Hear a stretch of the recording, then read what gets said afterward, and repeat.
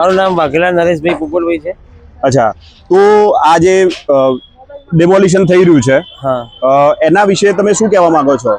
એના વિશે તો કહેવા મેં માંગીશ કે અમારા આટલા મકાનો તોડવામાં આવ્યા કે અમારા હાઈકોર્ટમાં મેટર ચાલુ છે। હા, અમે એએમસી ના જે માણસો સવારમાં 7 વાગ્યાથી આવ્યા હતા, એમને અમે રિક્વેસ્ટ કરી કે અમારા હાઈકોર્ટમાં અપીલમાં છે અમારો કેસ, સોમવારે અમારું હિયરિંગ છે, પહેલું હિયરિંગ, અને તમે અત્યારે આવી ગયા તમે અહીંયા તોડવા માટે, અમારા ઘરમાં બધાનો સામાન છે, તો પણ તમે આ રીતે બુલડોઝરના 200-300 પોલીસ વાળા લઈને આવી ગયા છો, તો અમને સામાન તો કાઢવા દો। અમારા સોમવારે જે કોર્ટનો હુકમ આવવા દો, હુકમ થાય પછી જો ઓર્ડર આવે તો ઓર્ડર લઈને આવજો ને પાડજો, તમે વાંધો નહીં। અમને ઓલિમ્પિક આવા વિકાસમાં અમને કોઈ વાંધો નથી, પણ સામે અમને મકાન તો આપો।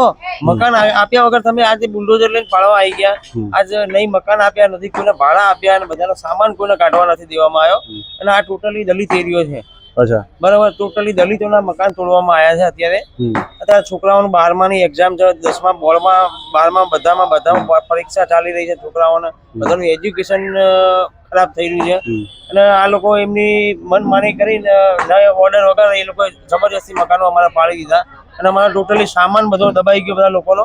અચ્છા, તો હવે આટલું બધું થઈ ગયું છે, તો હવે વિકલ્પ શું? જેના મકાનો તોડ નાખે એ લોકો હવે કરશે શું? કઈ નહીં, હવે બહાર ઊંઘીશું રોડ ઉપર, કેમ કે કોઈ મકાન લીધા નથી, કોઈને મકાનો આપ્યા નથી સરકારે, એમ નામ પાડી દેવામાં આવ્યા છે।